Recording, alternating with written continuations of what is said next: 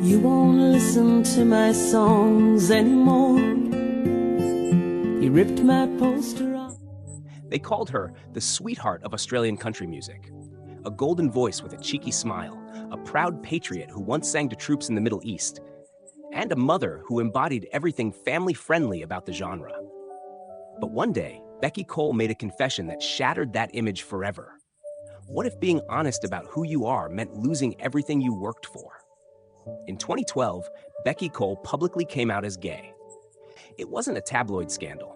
It wasn't a headline-hunting stunt. It was a quiet but powerful truth she had carried for years. But in the world of country music, a world draped in flags, family values, and wholesome traditions, that truth made her a stranger overnight. Venues dropped her. Festival organizers told her she was no longer a fit for the audience. Fans turned away. She wasn't accused of any crime. She hadn't hurt anyone. Her only offense was being herself.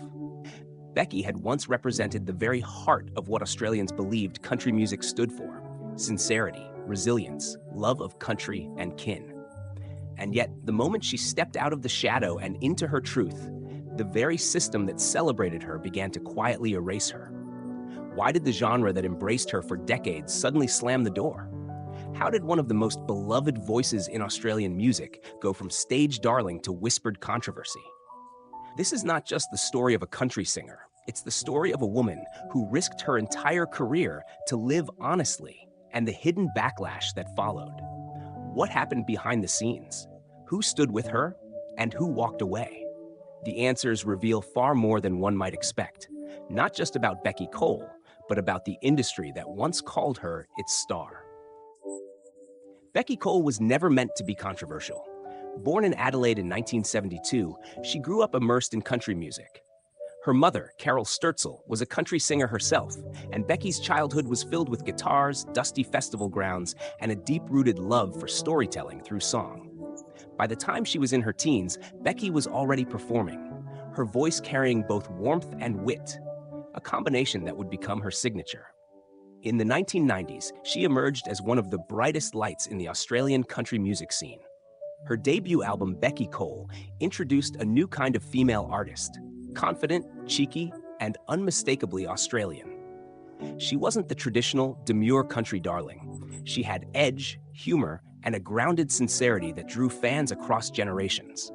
By the early 2000s, she was racking up Golden Guitar Awards, standing shoulder to shoulder with legends like Casey Chambers and Troy Cassar-Daley. But it wasn't just her music that made her beloved. It was who she represented, the Aussie everywoman. A working mother, a soldier's entertainer, a flag-waving artist who penned Poster Girl, Wrong Side of the World. A passionate response to backlash she received after performing for Australian troops in Iraq.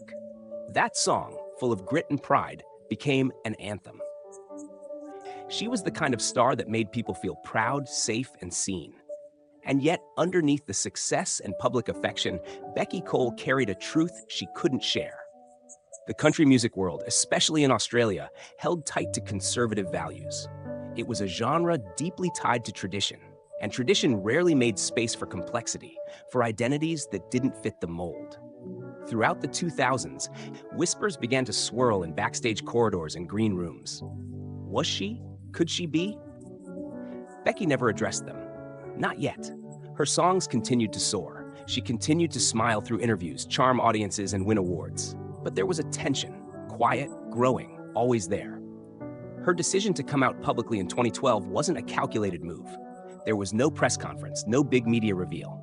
Instead, she included her story in her memoir Poster Girl, a brutally honest reflection on fame, motherhood, heartbreak, and identity.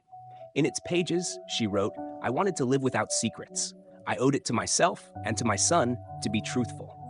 It was a simple truth, but it came with a cost. Within months, longtime festival bookings disappeared. Organizers offered vague excuses, scheduling changes, different direction this year. One promoter admitted privately, "We just think families might not respond well anymore." Another festival, without irony, said they were trying to keep things traditional. The media was divided. Some hailed her bravery. Others asked, why now? Some fans sent letters of support. Others wrote that they felt betrayed. In interviews, Beccy remained gracious but firm. "I haven't changed," she said. "I'm just not hiding anymore." That simple shift from silence to truth marked a turning point not just in her career, but in the broader conversation around inclusivity in Australian music. And yet, beneath the public discourse, behind the carefully worded statements and polite rejections, something more painful was brewing. A quiet, almost polite exile from the world that once adored her. Long before controversy shadowed her name, Beccy Cole was a beacon of joy in Australian country music. Her early years were filled with the unfiltered magic of rural festivals, the scent of warm hay, and the buzz of small-town stages. As a teenager, she joined her mother's band, performing at local gigs and honing a voice that could switch from heartfelt to humorous in a heartbeat. By her 20s, she had made a name for herself as a rising star. In 1997, she won her first Golden Guitar at the Country Music Awards of Australia, a signal that the industry had found a new darling. Her style was infectious. Songs like This Heart and Little Victories weren't just tunes, they were snapshots of Australian life, full of wit, resilience, and undeniable charm. Beccy didn't try to sound like an American country star. She was proudly, unmistakably Aussie. She toured relentlessly, playing to packed country halls, RSL clubs, and sprawling music festivals. Fans loved her because she didn't pretend. She spoke like them, joked like them, and sang about things they understood. Her humor was disarming. Her authenticity was magnetic. The early 2000s brought peak visibility. Beccy became a fixture on television and radio, her albums topping the ARIA country charts. In 2003, she released Feel This Free, a critically acclaimed record that showcased both her vocal maturity and emotional range. The track Mother Knows Best, a tribute to her own journey as a single parent, touched thousands. But perhaps her most iconic moment came in 2005, when she toured the Middle East to perform for Australian troops stationed in Iraq and the Persian Gulf. It was an act of patriotism, not politics. But when she returned, she was stunned to find criticism from some fans who believed she had supported the war. Beccy did what she always did. She turned pain into music. Poster Girl, Wrong Side of the World, was her defiant response, a song that reminded everyone she stood with the soldiers, not the politics. The song became a massive hit, earning her multiple awards and sealing her reputation as a voice of courage and conscience. The years that followed were a celebration of her dominance.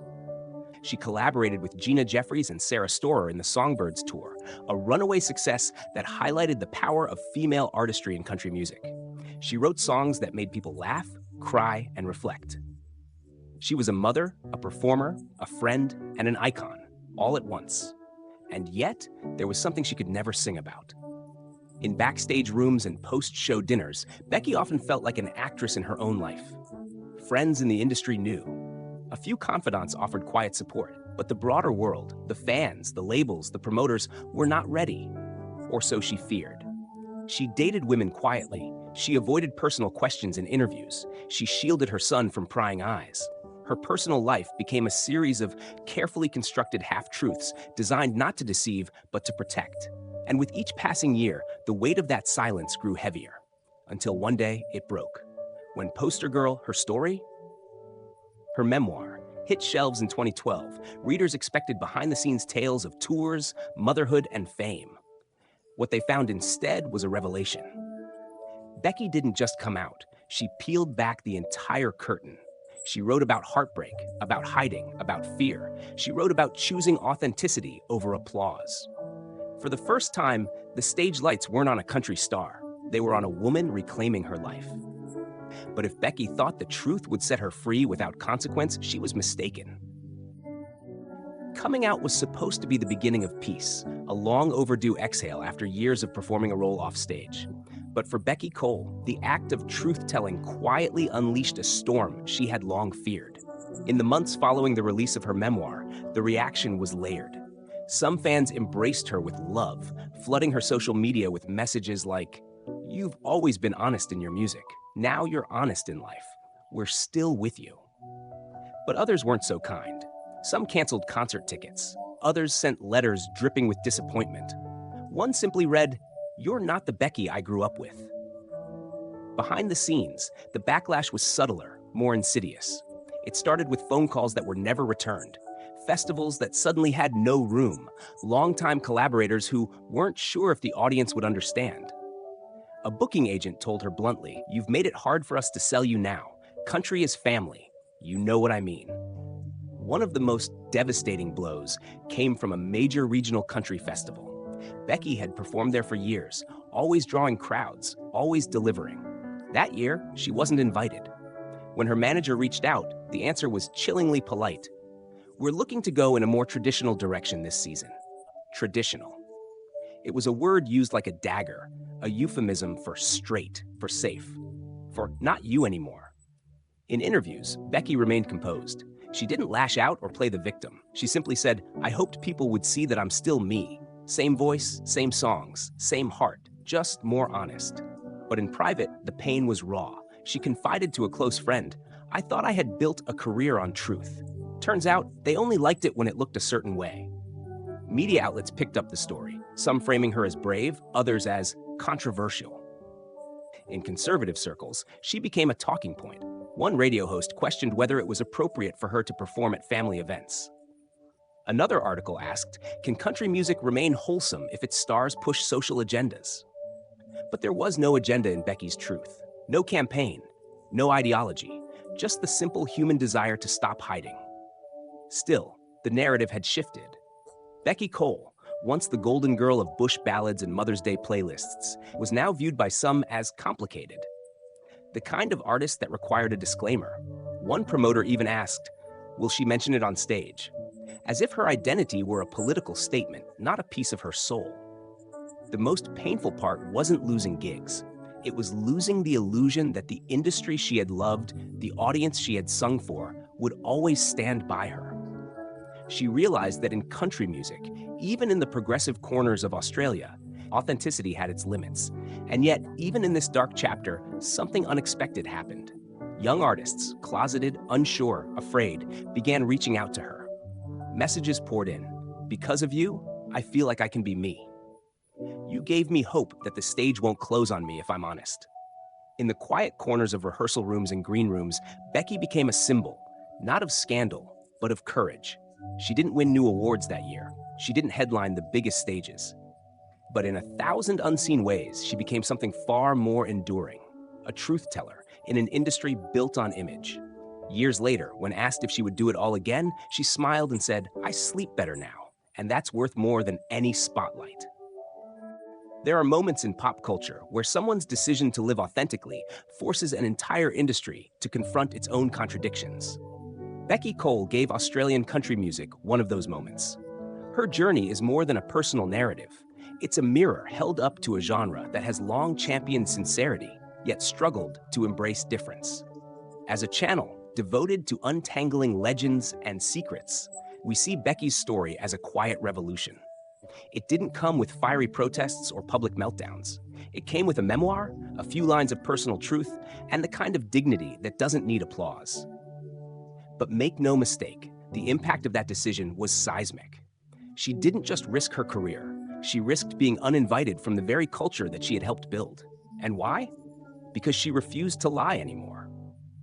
Because being an artist of integrity meant being a person of integrity first. What's remarkable and deeply frustrating is how quickly a woman with decades of service to country music was repositioned as a risk. For an industry that celebrates real life in its lyrics, the reality of Beccy's life seemed too real for comfort. That contradiction exposes something fragile beneath the surface.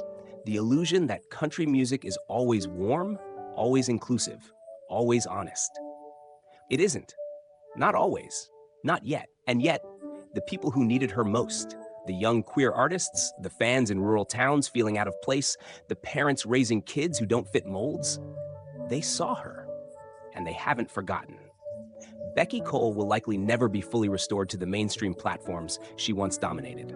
The industry has a long memory when it comes to perceived discomfort. But culture evolves slowly, often pushed forward by artists who choose courage over convenience. She wasn't the first country singer to come out, but in Australia, she was the first to do it with such visibility, such honesty, and such vulnerability. That matters. And what of the idea that she's no longer family-friendly?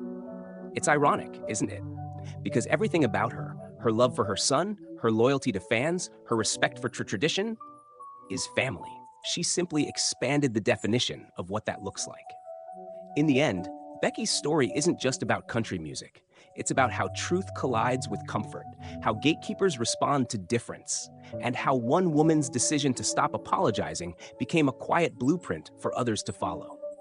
We believe her voice still matters, not only because of the songs she sang, but because of the silence she broke. But now, we'd like to hear from you. Did you ever see Beccy Cole perform? How did her story impact you?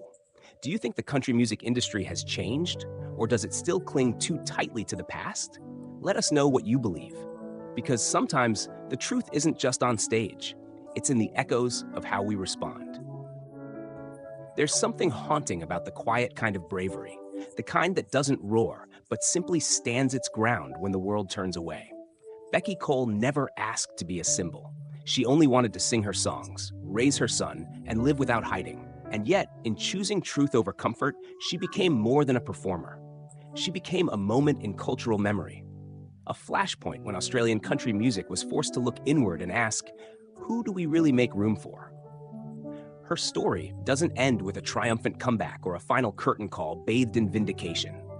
It ends in smaller, quieter victories, in the tears of a fan who finally felt seen, in the strength of a young artist coming out backstage, in the legacy of songs that still carry her voice, honest, cheeky, unwavering. There are still festivals that won't call, still audiences who remember her with an asterisk. But there is also something deeper, a lasting imprint, not on the charts perhaps, but in the conscience of an industry and in the hearts of those who know what it costs to live without disguise. Years from now, when the debates fade and the gatekeepers change, Beccy Cole's legacy will not be the backlash she endured, but the boundaries she broke, gently, firmly, without apology. Some stories are never told, but now you know.